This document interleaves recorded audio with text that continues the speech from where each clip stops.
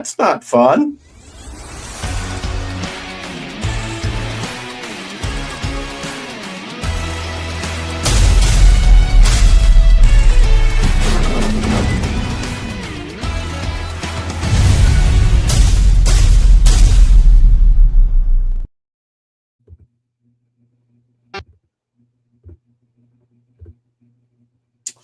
What's going on, everybody? Apparently, there we go.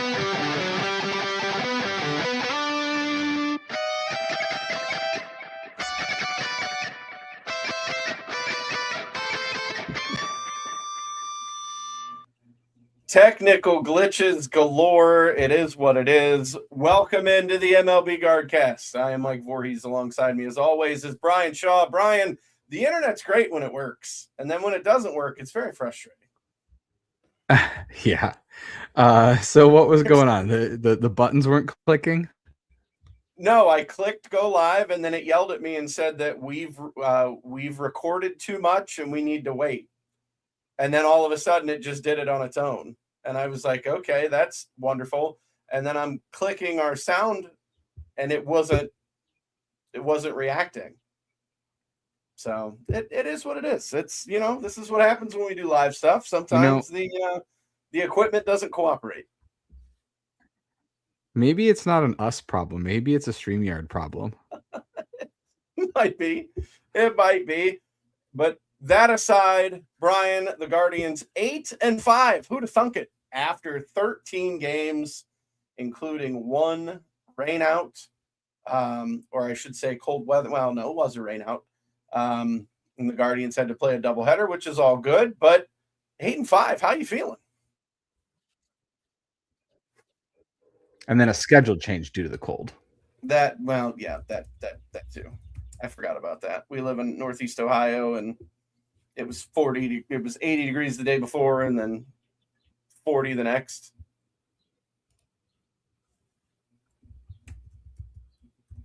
Yeah. big changes across the board with it when it comes to the spring weather. It'll do that. It's Ohio. I mean, you're the local meteorologist, so I lean to you for all of my weather updates. So, are we in the clear? Is it done snowing? Can we focus on spring and summer now? Yeah, I would think it's pretty much done snowing. I haven't noticed anything in the forecast of any cold weather, but I think it's done. The snow shovel goes away and the ice scraper goes back in the trunk where it belongs. So we will be good to go. Full speed ahead. But Bryan, the Guardians 8-5 after 13 games. I didn't think it was possible. I know I was Mr. Optimistic when we were talking about the opening in Seattle and the Dodgers. And I said, well, it would be great if they went 3-4, 4-3. I would take it. And then we split with Seattle. We take 2 of 3 from the Dodgers. And then we come home for some home cooking, and we win on opening day at Progressive Field. And we took 2 of 3 from the White Sox. Or no, they're Cubs. What am I thinking? My goodness. Cubs. It's one we even did a preview. We did, and my brain is in left center field apparently. So we'll shake it off. That's what we do. So yeah, let's talk about it. And then the Royals, which we defeated them as well. Took 3 of 4 from the Royals. So that was kind of nice. 8-5. Yeah. So I think at season we were talking about how okay, you have 4 against Seattle, you have 3 against Dodgers. I had predicted 2-5, maybe 3-4, and then they come back with a winning record. And if you look, the Dodgers, there's only one other team that has beaten the Dodgers. They lost 2 to us, and they've lost 1 other game, and that's it. Yeah. So what does that tell you? I think we can hang with the Dodgers. I think that's what that means. Just throwing that out there. They have yet to lose a series. They are undefeated in the first 4 series of the season. Yeah. So splitting against Seattle and winning the Dodgers, and not just that, but those pitching staffs are really, really good. I think Seattle, actually I can look. Seattle was the number 1 pitching staff They've kind of at fallen a couple of days since ago. that opening series with the Guards. They have yet to kind of get their footing a little bit. So the Seattle Mariners currently 4-9, losers of 5 straight. So Seattle much has for the third dominant best ERA in baseball. Yeah, no, I don't think that's the case right now. At 4-9, not a great start. It is still very, very early. But the Guardians have the second best record in the American League, only behind the New York Yankees, who lost today to the Athletics, and they were almost no hit in Yankee Stadium, which I would have loved to have seen that. To watch the loved Yankees get no hit in their own to the Athletics, a team that doesn't even have a city in front of its name. We're just supposed to call them the Athletics. That's it. I thought I saw they have Sacramento jerseys now. Nope. They are called the Athletics. There is no that might be where their home park is, but they're going by on every like ESPN, on the MLB app. They're the Athletics. That's it. So it is what it is. I'm looking at it right now. No, you can. I know their home stadium I believe is in Sacramento, but I don't think they're taking on that moniker just yet. What I'm saying is they came out with a jersey. Oh, well, maybe they did. According to the MLB app, they are known as the Athletics. Everybody else has a city name or a city abbreviation. Oakland is gone. Athletics unveiled gold Sacramento jersey for 2026. Yeah, there you go. The app must be a little behind, or maybe they're not claiming Sacramento quite yet. Maybe that's just on their jersey. Put it in the chat. Yeah, put it in the chat. Let's see what people think. Well, I mean, they're still being called that. They're still being called, like you said, they're still being called just the Athletics, but because they'll eventually be Vegas. But point is that they come up with a jersey. But anyway, so let's talk about why the Guardians are off to the hot start. What would you attribute this to, Mr. Vorhies? Well, I would say my AL Cy Young Award pick for the Cleveland Guardians being Big Rig Gavin Williams has helped. He has looked very dominant in his 2 starts. The starting pitching has been really good. The offense has not been led by Jose Ramirez or Kyle Manzardo, as I thought. There's another young star that has come out and has showed the world that if he is healthy, I feel he is going to be a dominant player, and that is Mr. CDL, Chase Delauter. I mean, you got to contribute. The offense is following him because even Stephen Kwan has struggled to start the season. And then you throw in the injury to Gabriel Arias. He'll be out somewhere between 4 and 8 weeks. What a timeline. They can't narrow that down. It's 4 to 8 weeks. That's 2 months potentially for a hamstring.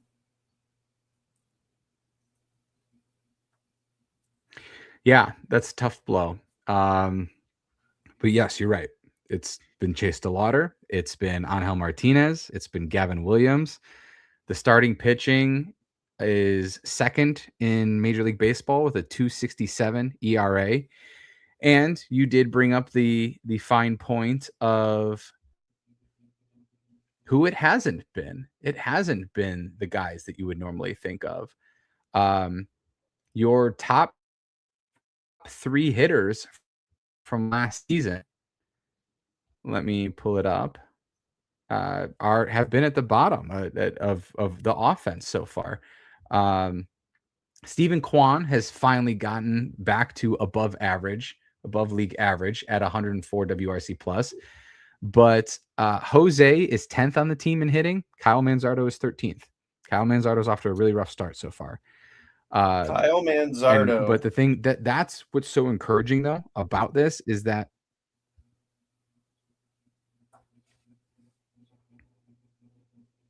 might have Kyle a little Manzardo. Bit of a delay. Yeah, Kyle Manzardo has 3 hits on the season in 35 at bats. Yeah. He's hitting a robust So my point is that .086. my point is that though Jose, Quan, Manzardo off to somewhat slow starts, and the offense as a whole, especially after yesterday's performance, is 13th in the league. Now, to give you an idea of how like one good game means a lot, they jumped from 25th to 13th with just that 10-run performance. But also, I would say that given the type of pitching that they faced, given the cold weather, look what happens when they finally get a warm day and they're not facing Shohei Ohtani or the Seattle Mariners. They put up a bunch of Right. runs. So I think that, obviously it's going to be somewhere in the middle. But yesterday was very encouraging. And when we were on what is it? Fly the W? Is that was the name of the podcast for the Cubs? Fly the W. Yep. We had mentioned, or I had mentioned, one of us had mentioned Angel Martinez is a guy to watch out for and how he's had a hot start along with Chase Delauter. And Angel maybe didn't have a huge performance against the Cubs, but he sure did have a huge performance yesterday against the Royals to seal that deal and to put that game way out of reach for them. And, also getting a big performance so far from Rhys Hoskins. Rhys Hoskins has over an 800 OPS so far. Somebody that we probably never thought we would say this, but Austin Hedges is one of the top hitters on the team right now. So just really, really Hedges, crazy stuff. And your top guys, you run with it. Your top guys just haven't really performed yet. Yeah, and I think that's a good thing. I think that the pressure's kind of off. They'll come around. How about Rhys Hoskins yesterday? 3 doubles. He is the first Guardian since do you know who? Who's the last Guardians first baseman to get 3 doubles in a game, Mr. Shaw? Let's see if you know who this is. They did say it during the broadcast, so I am cheating. It was Ben Broussard. Is that right? Which I would never have guessed in a million years. No shot. So Rhys Hoskins off to a great start. The Guardians now officially, after yesterday's 8-run deficit win, we are now in the positive in run differential, which is fantastic. 8-5, and now we are +3 in the run differential column. We're not in the negative anymore. So that's great to hear. Not that it mattered because you did get slaughtered that one game. What was it, 8-1 against Seattle? So this early in the season, that really doesn't make that much of a difference. I think if you just keep winning series and those things will work itself out. But one more thing about the hitting and some of our top guys that I wanted to point out is not so much for Stephen Kwan anymore, but also for Bo Naylor. I did put this on my Twitter. But right now, Kyle Manzardo is the unluckiest hitter in baseball. Jose Ramirez is the 8th unluckiest, and Bo Naylor is the 12th unluckiest. So those 3 guys who are struggling at the moment, they're hitting the ball well. They just aren't getting the results yet. And so another sign that they will come out of it, and you can trust that they'll come out of it. And you never know. Kyle did get that hit yesterday against the position player that came in. So maybe that's going to be one of those things that shakes it off. He just needed to hit a ball against an ephus pitch and get that single. It brought back the time of being in the batting cage and you're getting ready. And so you start with the slow pitch and then you kind of move your way up. That's what it was yesterday. I saw that. I think that guy was throwing it 47 miles an hour or something. I was like, is this Little League all over again? That's crazy. I also had to laugh. I mean, Chase Delauter's off to an incredible start. 5 home runs, just amazing. But I had to laugh at the pitch that he swung at yesterday. that he tomahawked that one that was basically at his neck. Mhm. And it's like, of course you hit into a double play. There was nowhere for that ball to go but down. Listen, it's all good. Yeah, listen, we won 10-2. Or it's all good. We'll take that. I mean, the guys are out there having fun. Delauter leads the team with, I think he's up to 11 RBIs now.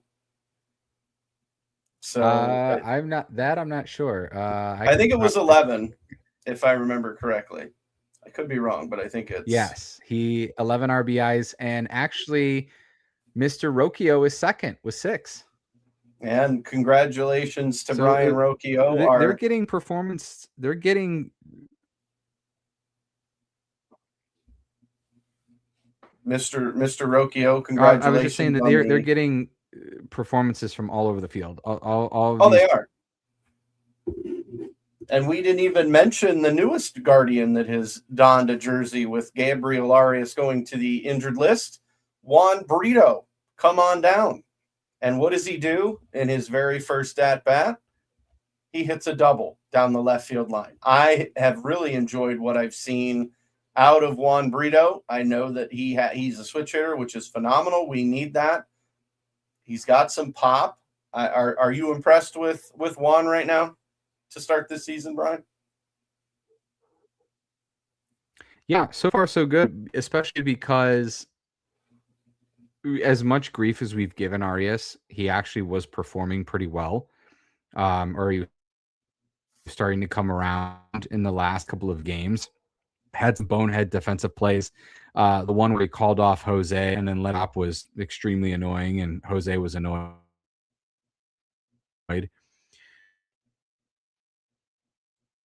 But his bat was starting to come around. And he was starting to hit, and so it's unfortunate to see him without injury as he was starting to actually play well. And it looks like Brito has just slid right in this early in have Bazana ready yet. So Juan Brito was able to call up and fill that spot. That moves Rocchio to his more natural position at shortstop, and so far smooth sailing, and I think it's been great. Yeah, Rocchio with the walk-off hit, our first walk-off of the season against the Royals, which was phenomenal, not yesterday, but the day before, in game 2 of the doubleheader, correct? Yes, it was the one that was rescheduled for the day game because it was going to be too cold at night. Yep. So that's Bryan Rocchio gets a walk-off. I like him at short. We wish Gabriel Arias a speedy recovery. Now, I don't know what's going to happen if Juan Brito continues to hit. Who goes? Everybody so far has kind of proven their worth with Rocchio and with Brito. I know the snowman, Daniel Schneemann, has gotten off to a slow start, but I think he'll come around as he gets to play a little bit more. I think when I saw when I was perusing the box score for yesterday, I know that he's not where he wants to be. He's not hitting well, but again, when you're a super utility guy, he'll be able to play wherever we need him. Yeah, I'm not taking too much into account this early because same with kind of like the performance of the team as a whole. When you jumped from 25th to 13th, one good day, if you go 3 for 4, all of a sudden your batting average at this point in the season will jump 50 points. Like it's so early. It's hard to take any of that into account. So, but overall, it's been really exciting. Mike, I do want to pick on you a little bit. Sure. It seems like you are struggling with this early season success. Can you? You may not recall, but and if you don't, I'll remind you. Can you tell the folks what 2 of the texts that you've sent me of what your concerns are so far this season? Oh, yeah, perfect. So what I'd like to see defensively, number one, is to move Stephen Kwan back to left field because he just looks completely uncomfortable in center field, and let Angel Martinez play center field. He's played center field and does a really good job in center field, and he's hitting. So That's a small thing. And then let's see. What would the other one be? Let's see. Oh, my complaint of Rhys Hoskins not playing enough. That would be unless I'm forgetting something. I think Brian has frozen. Oh, I saw him blink. You with us, Brian? Well, I mean, that's not quite what I was going for, but yes, you're close with Rhys Hoskins. You being worried that he's going to get cut when Travis Bazzana gets called up. Like, somebody's gonna what be are we chopped. talking about right now? I asked the question here. I'm gonna let me give a little backstory. So I was texting with Brian once we heard Gabriel Arias was injured and the Guardians were going to have to make a move. Brian immediately said Juan Brito would be the guy. I agreed. I said that's probably what's going to happen. And then I asked, well, if Arias is out for a while, does this open the door for Bazzana? And then if Bazzana comes up, who goes? Because you would have too many players. And when I said what I said, Rhys Hoskins was not hitting well and looked like he may have lost a step at the beginning. And then he told me to shut up yesterday and hits 3 doubles. So it won't be Rhys Hoskins. I don't know who else it will be. I mean, you say not hitting well. I was going by his batting average, and I believe before yesterday, you need a 40 spot too. Yeah, he did really well. So we'll figure it out. The fact that Bazzana's not on our 40 man is very odd to me. What if we? Because he doesn't need to be. He may need to be if we've got to call him up. We're gonna have to make a roster spot for him somewhere. Then he does need to be, but they didn't have to do it in the offseason. No. Yeah. I'm just shocked that our top prospect isn't on the 40. All right, so 2 points. 2 points. Well, because for logistic reasons, he didn't need to be. Why waste a roster spot until he's actually going to get called up? Fair. You just don't have to. My 2 points. One, Quan is fine. I mean, like it almost feels like you're looking for something to be worried about. All I'm saying is left field is Quan's natural I thought we agreed position. we were going to stop looking at batting averages. Well, I probably should stop doing that because no one cares about batting averages anymore. But I get it. I'm just saying left field is Quan's natural position. And Angel Martinez has played way more center field, and I believe he may be slightly faster than Stephen Kwan. So I'm nitpicking is what I'm doing. That would be the only change that I would make right now. Yes. Yeah, I mean, sure. And we've seen it a little bit. Like Angel has played some center and Schneemann has played some center. And I mean, sure, whatever. I don't think it particularly matters, but I guess it depends on if, like where Angel is comfortable, because like the guys on the radio this earlier today were talking about with the way Angel has been playing, is he going to get more consistent playing time? Is he going to see more at bats versus right-handed pitching? So are you going to see a more consistent outfield of maybe Angel, Quan, Delauter? And does that take some time away from Kefis? And then not only that, but then we have to talk about what they're going to do when George Valera is ready to come back. This is a good problem to have, that you have all these guys that are performing. You called it. I have a feeling it's going to be CJ Kefis that goes down and Valera comes up, because Kefis needs to play every day. And other than the one big game he had where he pretty much put our entire team on his back, he would be the logical candidate unless they're looking at sending Schneemann down, which that doesn't make any sense because Schneemann's the utility guy.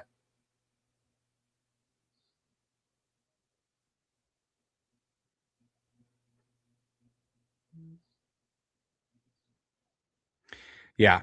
I think these things tend to play themselves out. I think that my thought is Kafis, because then if you do expect him to be a left fielder or play more left field, then he could get some work there in AAA, because Delauter seems to have solidified right field, where Kafis did play a little bit more last year. And so we saw him have a tough game in left. So it would make sense to send him down to AAA so he can get some work in the outfield. But I don't know. Other than that, things have been good.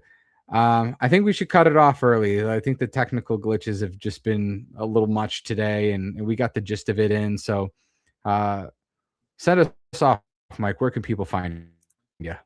On Facebook and Twitter at Mike Vorhies. Brian, where can they find you and us? I'm at Weathershaw WXSHAW. We are MLB Guardcast on Facebook. You can find us at Guardcast on the Network Guardcast. We will talk to you soon, and hopefully with a better StreamYard connection, because whatever's going on today has been a tough one. Absolutely. Go Guards in Atlanta starting tomorrow night. We'll see you guys again very soon. Go Guards.